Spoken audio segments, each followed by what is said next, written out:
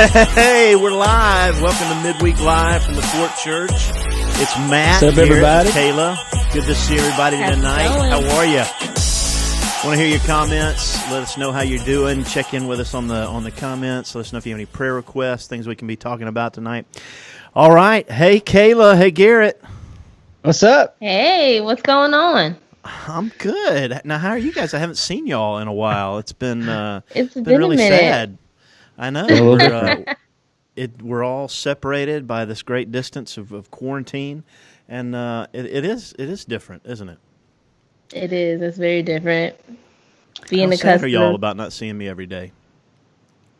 I have to force myself out of like a little hole. I think I'm very extroverted, but when I have to be by myself, I just get comfortable there. So Yeah. I'm thankful for family and friends checking up on me and stuff. Sorry. You're good. You called me the other day. Oh, did I? Okay. Right? To ask you to do something, I'm sure. Let's see if we got some working folks. Working from home is interesting, It is interesting, but saving on gas, but gas is super cheap. It keeps going down every week. Lasts me 2 weeks now. Hey, Bruce. How you doing, buddy? Karen out there. Hey, Karen. What's that emoji? What's that second emoji? Is that a wave? Wave, I guess. I don't know what's the square. Hey, Sherry. How you doing? Lauren's out there. All right. Roscoe. Hey, Hey, Roscoe. How you doing, Roscoe? A while back, Roscoe always has that stick with him. He carves those walking sticks. And one Sunday when we actually had church, the offering bucket came in, and there was a piece of wood in there that somebody had just carved the Fort Church, the names like this big. Right, I remember seeing that. Yeah. No idea who it was. So I think I asked Linda. It wasn't Roscoe. And so if it was you, let us know. We'd love to be able to acknowledge. Yeah. Roscoe sent me a picture a little while back through Facebook of a whole pile of these canes or staffs or whatever you want to call it. They all look crazy different and crazy cool. And I just said, "Oh, awesome, man! Those are beautiful." And then he said, "Yeah, I got one per bandmate." And I was like, "Oh my goodness!" Yeah. So Nice. looking forward to seeing you again, cane. buddy, to get my staff. Awesome. You got Pauline checking in. Hey, Pauline. How are you? Man. So tell me, catch me up on what's been going on with you. Lots of grilling. Like to grill every day if I can. Lots of just riding the lawnmowers outside with Ezra, and Now, on his toy. sent us in a little footage of that, right? Yeah, man. Can you show it? He's got his own lawnmower, right? Man, he has got this, whatever brand it is, I can't remember, but it's a John Deere riding tractor. And that thing is the same speed as my lawnmower at full speed. It's crazy. So we just zip around the yard, and I have to be kind of careful too. I can't just whip around him sometimes because he can kind of get in front of me. But dude, we have a absolute blast on that thing, and I recommend that toy to any parent. It's awesome. Let's check it out.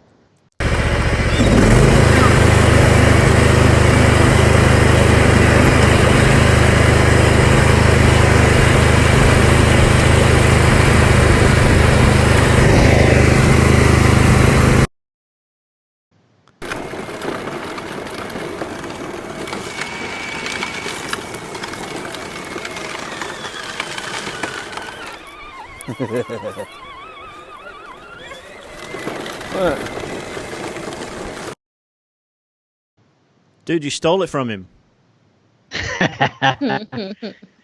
The thing is weird because the wheels they don't roll in the back, and so you have to, and it's kind of heavy. So when you got to pick it up when it's like didn't kind of getting close to dead on the charge or whatever, but I'll just get on it and drive it.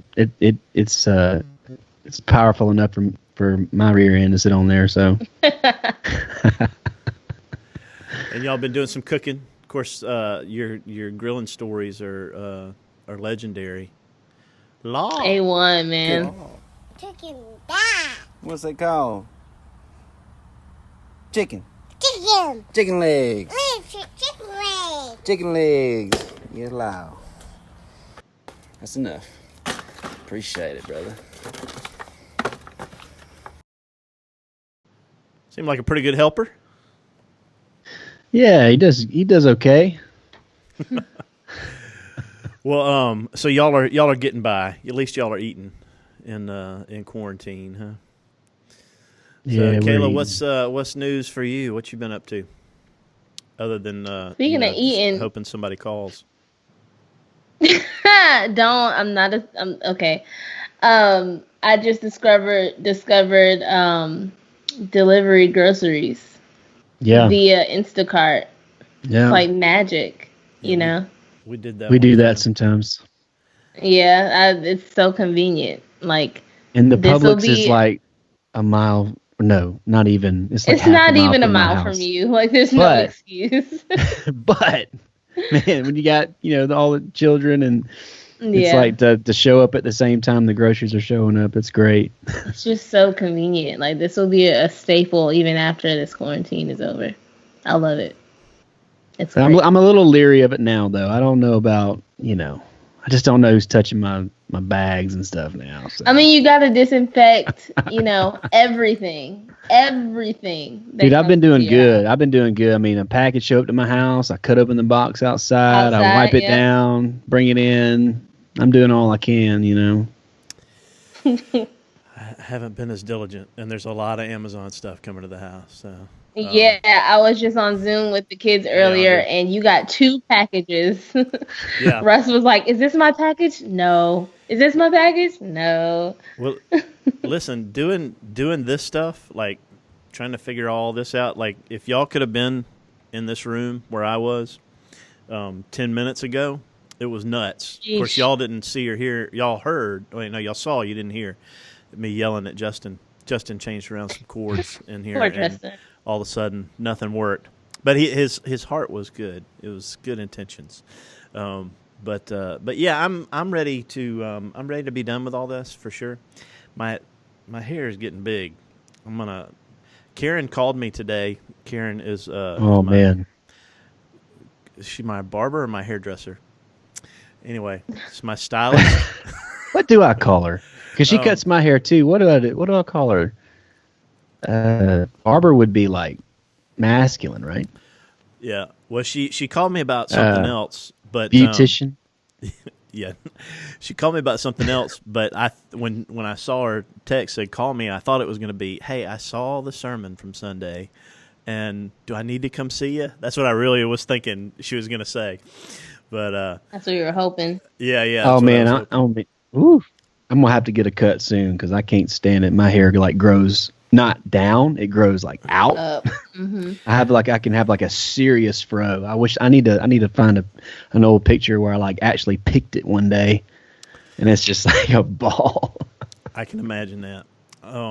Now I told y'all last week, I was going to get real serious about this health and fitness routine. So I did exercise that one time, but Christy's like short circuiting me. She was. Decided that she needed to get some extra food so that the boys, would have something to eat while they were stuck in the house. And so she bought some Honey Nut Cheerios, and I hadn't seen a box of Honey Nut Cheerios in years. And I killed that thing. It was so good. It's classic.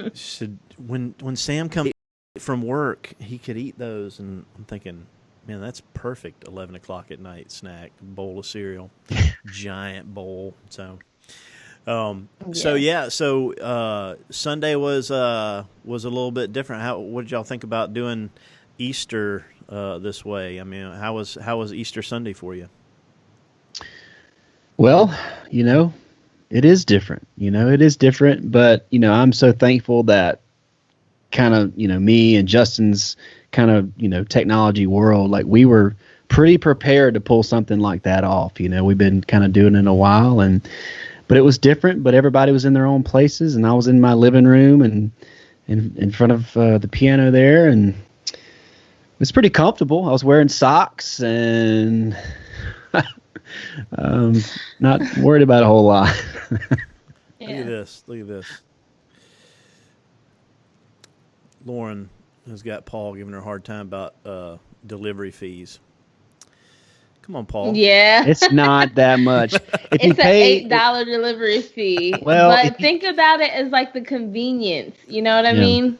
Well, I can hear him, though. Mask up. If you pay Let's the go. annual. Yeah. I can hear him right now. Yeah. It is a little bit more for convenience, for sure. But sometimes it's worth it. Yeah. Because I ain't dragging little kids to the grocery store. Let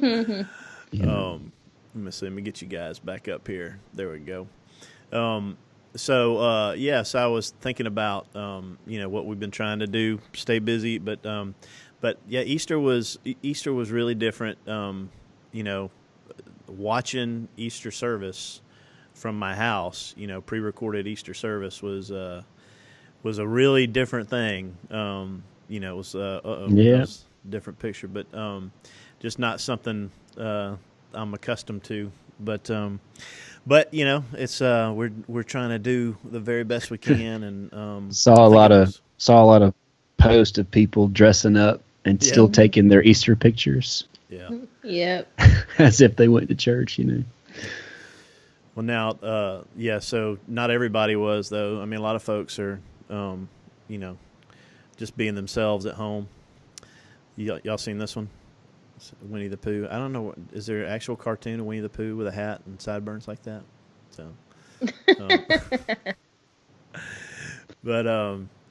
but yeah. So now Russ is staying occupied. Russ, between his yard work and his school work, he likes to get out and throw his rod and reel in the backyard and practice casting. Now in our backyard we have a family of raccoons back there. Yeah. And Christy's worried that they're getting in the attic. And so actually for Christmas, Sam bought Russ, for his Christmas present, a raccoon trap. And so the other night, Russ caught this right here. Look at that. Look at that thing sitting up on its butt, just looking out. That's the funniest picture I've seen in a while. That raccoon is chilling, like, let me out already. Yeah. So everybody wanted to know what we did with it, so it was delicious. So I'm just kidding. I'm joking. We let it go. We let it go. But that's our Easter ham right there. That actually one of our church folks actually gave us that ham. Isn't that sweet? Isn't that awesome? That's awesome. Yeah. So let's see. We got here we got Randy likes my nice big hair. I appreciate that. Karen Austin says we should call Karen Perper the cosmetologist. So, and Randy maybe hair specialist. Definitely wants to see the fro. So, yeah. Mm-hmm. Oh man. So yeah. Let's see. I got a couple of things here. Oh yeah. So, there sounds like maybe they're gonna ease up on the restrictions a little bit. Kayla, you had sent something in. You said, what were you saying about this time now? Let's see. You sent that one in. You there, Kayla? I can't hear you all of a sudden. All right. Hey, can you hear me? Yeah, I got you. Kayla, you talking? Oh. Can you hear me, Kayla? What? Now I can. Sorry. Were you talking that whole time to me? Yeah. Yeah. Sorry. It's just like in person. She's on her phone. All right. Am not. Yeah, I was showing them the thing you sent in. All right.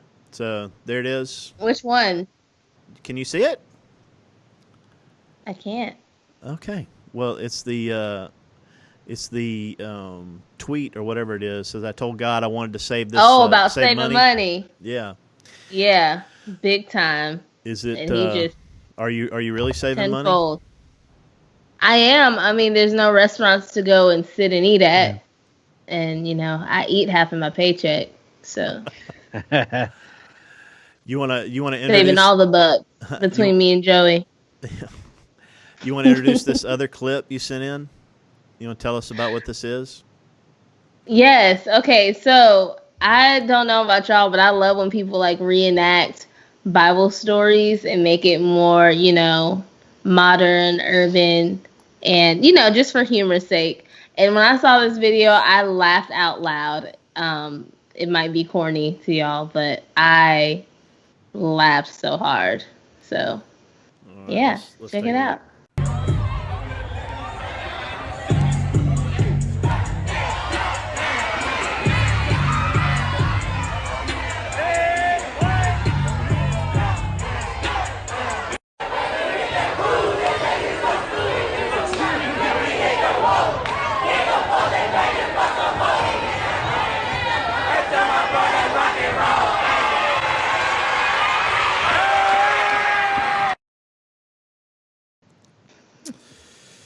All right, somebody say it. Somebody say the joke. Who's going to be the first one? Oh, I'm just seeing what you're. You done messed Come up. on, bro. You done messed up. Hey, Ron. Come on, You done messed golly. up. You done messed up, Ron. Yeah. I'm so hip to the culture of 10, 12 years ago, Too. whatever You're that was. so young. Aha. So yeah, but I'm ready. I'm ready to get out. Y'all ever look at the Babylon Bee? Y'all check that out. Y'all follow them on the Instagram? I see I him do not. occasionally. No, you don't follow Babylon. That's like I'm not hip to it. I'm it's like sorry. the Onion. You know what the Onion is? It's like fake news stories, but it's the Onion, but Christian. So Babylon Bee. If you're not following Babylon Bee, you need to check it out. But they have all these crazy headlines that are sarcastic headlines or whatever. But a lot of them are funny. But this is the one I saw today. Vicious tyrant Trump wants to let people leave their homes. So I'm ready. I'm ready. Let's get out there.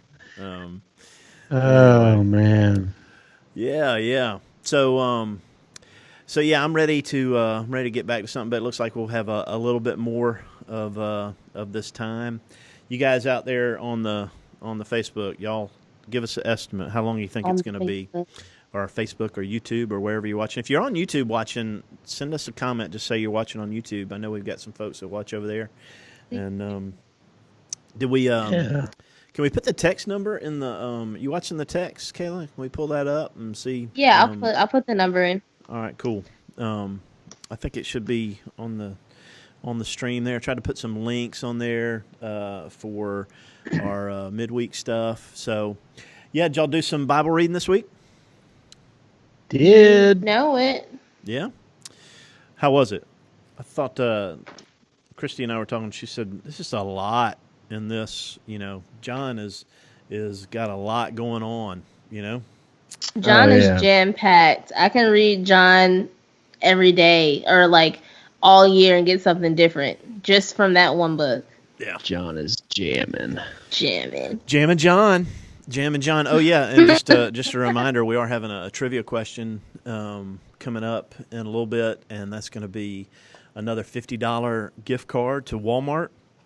E-gift card. Randy won that last week, so he's ineligible. I just made that rule up.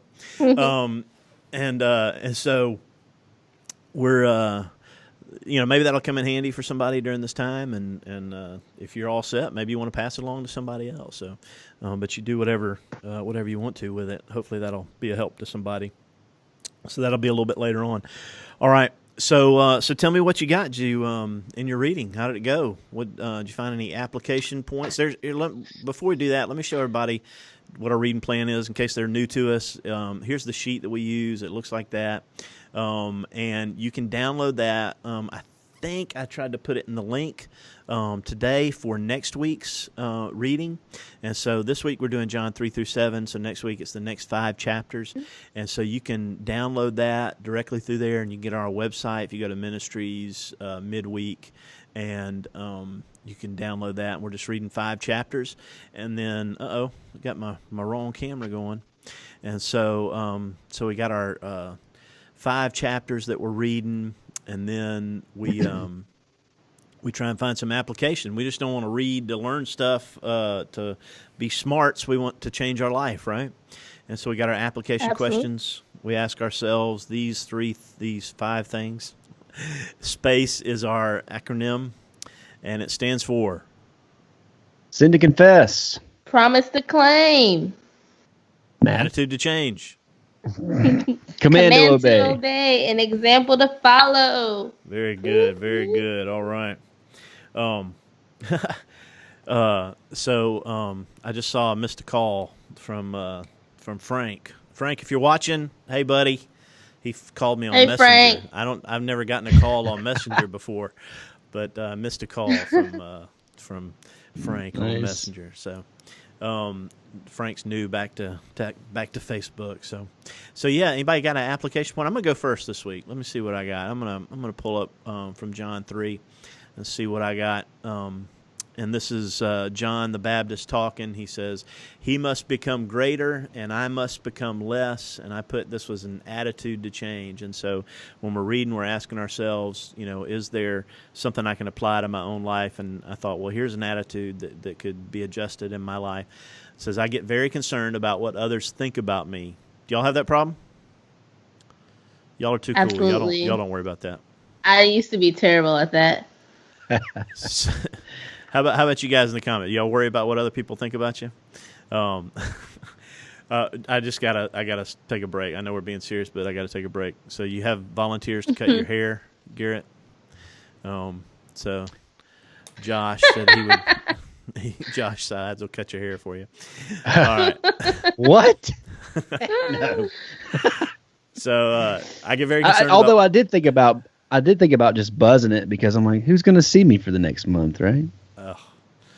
I just got to get the hair off my ears. All right, let's get back into it. So, because I do care what people think about me on this video. I'm already big enough. Now I got big hair.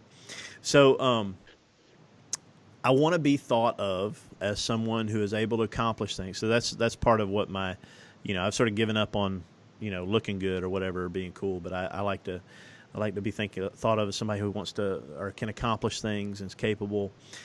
Instead, I want my attitude to be that in all things I would lift up and glorify God.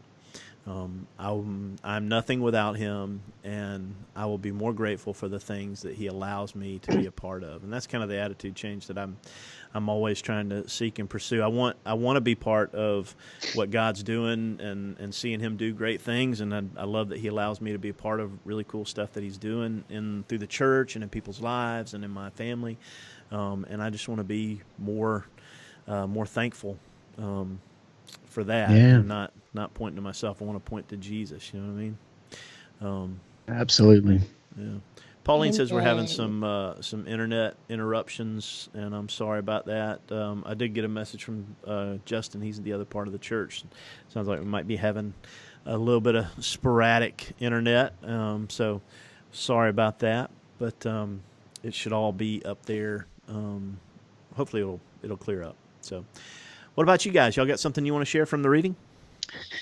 Well, I love in John 4 just the story of the woman woman at the well, and looking at verse 13 of chapter 4. And Jesus answered and said to her, "Whoever drinks of this water will thirst again, but whoever drinks of the water I shall give him will never thirst. But the water that I give him will become in him a fountain of water springing up into everlasting life." And I was just thinking, about that day, that day that will come, and I circled P for a promise that God is going to satisfy us more than we ever could imagine. We can't imagine life on this earth without uninterrupted joy. You could be satisfied, you can have a full belly, but 4 hours from now you're going to be hungry again, or something that makes you happy. It could be 5 minutes later and you're just down in the dumps again, or whatever. It's just joy now is so intermittent, and I just love to dwell on the one day that we will be completely satisfied in God, and we won't want anything, or we won't need anything, and we'll just be completely joyful. And it's so hard to imagine, on this earth, but I love seeing Jesus say, drink of me, eat of me, and I will satisfy you, and it'll result in eternal life. And, we need to dwell on those things. Awesome. Good stuff, man. Well, I have one from from John chapter 5, verse 24. It says, "Very truly I tell you, whoever hears my word and believes him who sent me has eternal life and will not be judged, but has crossed over from death to life." And this verse for me, I know a lot of people, like John 3:16 is the verse that I was going to go there. And the verse that's a promise. Right. It's so cliche. That verse is so played out. Sometimes it feels like you can't do anything with it anymore because, everyone's just beat it to death. But John 5:24 actually for me growing up was like John 3:16 as well.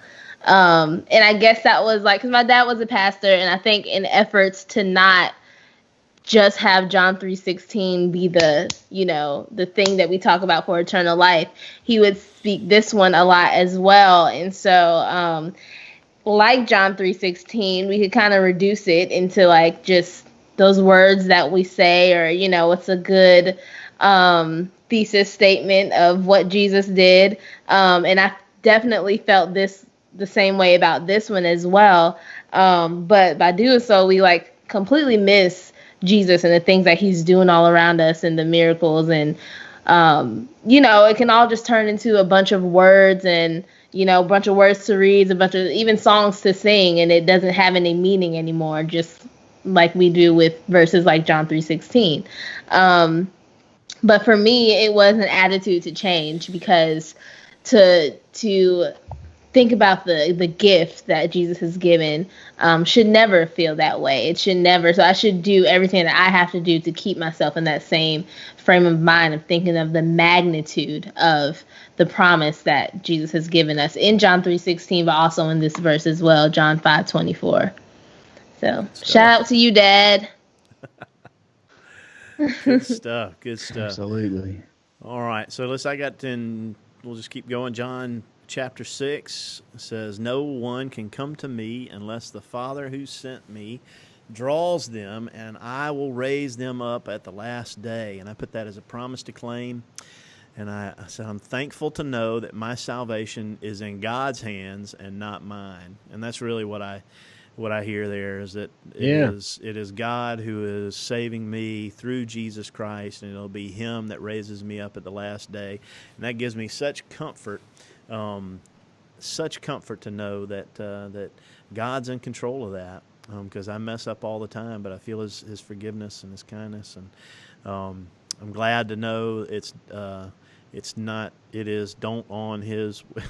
I obviously typed that early in the morning. There's some typos in there, but I'm glad it's not my work, but it's his work. Yeah.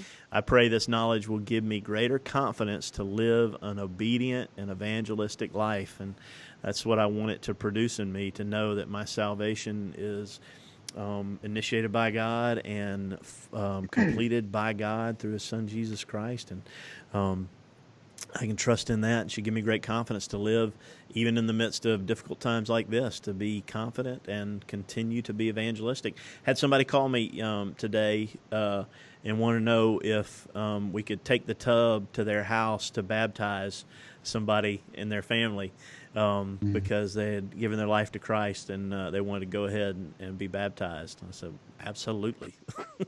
Wow. So God's still working in this time. Yeah. God is still working and moving. Yeah. Even when I don't see it, you're working. Okay, get the guitar. Let's go. Let's get it. It's your time. Anybody want to do one more before we move on? I got a great guest for us tonight to do the story. I'm really excited about it. You want to jump on this? Yeah, I have one. And, okay, come on, Kayla. John 7, verse 18. And it's exactly what you were just saying. So the verse says, "Whoever speaks on their own does so to gain personal glory. But he who seeks the glory of the one who sent him is a man of truth. There is nothing false about him." And I put it as an example to follow. just, you know, we can fall into knowing, as like being in leadership, you can fall into just what you know about the Bible, what you know about Christ, what you can come up with. But it was an example to follow and a reminder to me to always be seeking out what God has to say and seeking out his glory and seeking his kingdom first. So yeah, not getting caught up in my own. I will seek first. All right. Everything's a song. Everything's a song. I loved it though. I always have a song in my head. I do. So before we move on to our special guest to tell the story for us, which y'all are going to be excited about that, let's just throw up a few more comments. Speaking of Frank, uh-oh. Ezra! Is that Ezra? Come on, make your cameo. Make your cameo. What's up, Ezra? Hey, buddy. How you doing, man? Just go get some tacos. Huh? Some cheese. Some what? Cheese. Some chips. Awesome. Cheese. We're going some cheese dip. Oh, I'm going to dig into that once we're done here. Sweet. Some cheese dip. Okay. That sounds pretty good. I'm coming over. All right, yeah. Let's all head to Garrett's. Only 10 at a time. Some taco trucks. Bye, y'all. 10 at a time. All right. So yeah, let's see.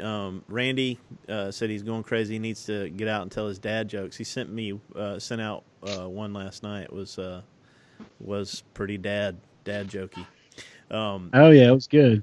Pauline says we're definitely getting out by April 30th. Hey Jay, thank you for the prayers, and Lauren's hoping that we get out by the 30th. So yeah, we're trusting God. All right, look at this, Roscoe. Good deal, man. Praise the Lord. Get his sight back. I know it's been such a huge prayer. Oh man, that's such an awesome. Yeah, can't imagine going blind in both eyes and then being able to receive sight again. That's so awesome. God bless you, brother. Love that guy. So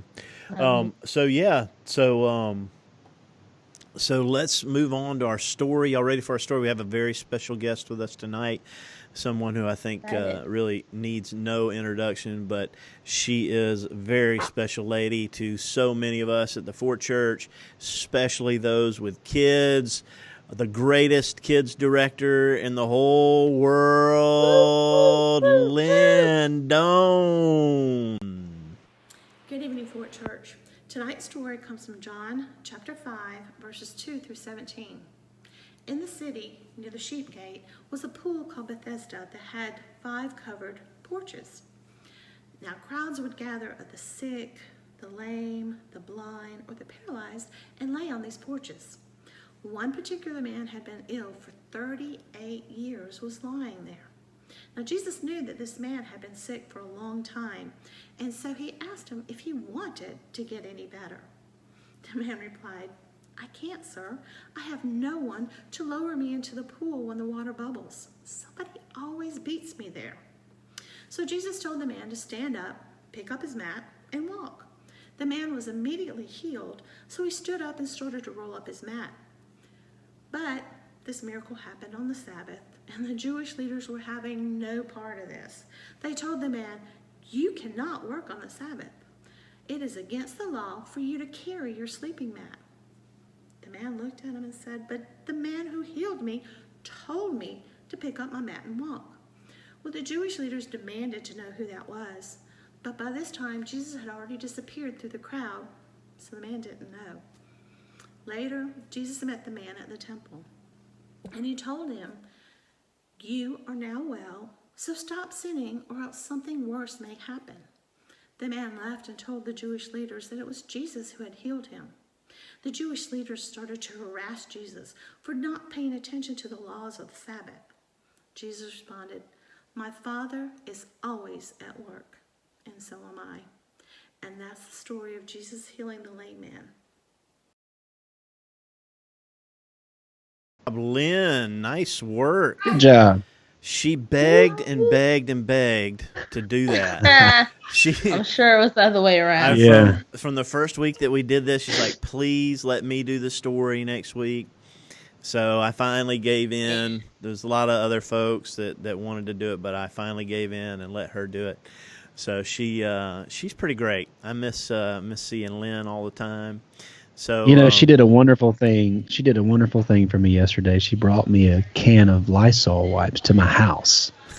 She is just the greatest. She is the best person on the face of the earth. Garrett gets all this stuff. Anywhere. Those Fabuloso wipes didn't last, huh? On the last two. All right, let's see. Did we lose Kayla? Let's see. Yeah, we lost Kayla again. Last week her computer died. I'm gonna have to get her to plug it in sometime Wednesday morning. So, right. What is maybe she'll jump back in here in a minute. We'll watch for her. But I don't think I have to add her back in. But you and I can continue the discussion here. So the story is an interesting story where Jesus heals this man, but they're at this place where people would get healed apparently regularly. It looked like there's some kind of miracles that happened there at that place. And of course, there's some controversy over this passage of Scripture, right? The controversy about this, Garrett? Yeah, the angels coming down and the water being stirred. So now, is that the one? In your passage, in your New King James Version, does it does say include the angels? It does include it? It does include it. All right. Yeah.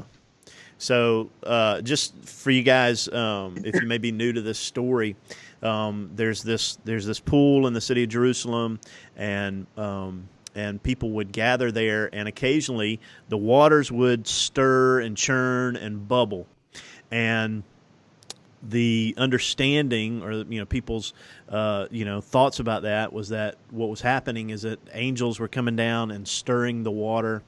Whatever it was, if it was angels or whatever, it was happening, and people thought, well, if you go into the water, if you're the first one in the water when the waters are churning, then you'd be healed. And so it must have happened for some folks, because you had all these people gathered around who, their family would bring them there and lay them there so that they could be there when the waters churned. And so some of the early manuscripts that talk about this passage of Scripture, they don't include that angels were the ones who churned. So in verse 7 in the NIV, it says, "Sir," the invalid replied, "I have no one to help me into the pool when the water is stirred. While I am trying to get in, someone goes down ahead of me." Now, you want to read it from yours, Garrett? Verse 7? Verse 7, yeah. And verse 7? The sick man answered him, "Sir, I have no man to put me into the pool when the water is stirred up, but while I am coming, another steps down before me." Oh, see, that's the wrong. I got the wrong verse. Which one mentions the angels? You're talking about 4. You're talking about it's verse 4. "For an angel went down at a certain time into the pool and stirred up the water." Right. Yeah. "Then whoever stepped in first, after stirring the water, was made well of whatever disease he had." Right. Yeah, that's the verse that's left. Sorry. I think in other translations of the Bible, you'll see like verse 3, and then it'll just go to 5. Right. That's what it shows there. And Yeah. So it doesn't change the salvation of Jesus, so I'm not really worried about it. Yeah. It's just one of those little trivia things. Open hand issues. Yeah, for sure. And it doesn't change that Jesus did in fact heal this guy in this story. Yeah. And so all right, I think we got Kayla back, so let's bring her back in here. There you are. All right. We have to get you a power cable for your computer. Well, the thing is, my camera and my microphone take up both of the sockets, so you need a little hub then. We gotta find out how to fix that. All right. You need a little USB hub? No, I have one. I think I need another cable from the interface to the hub, because it goes from the interface to my computer. I'll send Justin over to fix it for you. Yeah. Do that. All right. So my quality is significantly worse, but I'm here. All right. So let's see what our discussion questions are. We actually are running way behind tonight, so let's move through some of these. But I like this first question. It says, "What's the worst excuse you've ever heard?" What's the worst excuse you've ever used?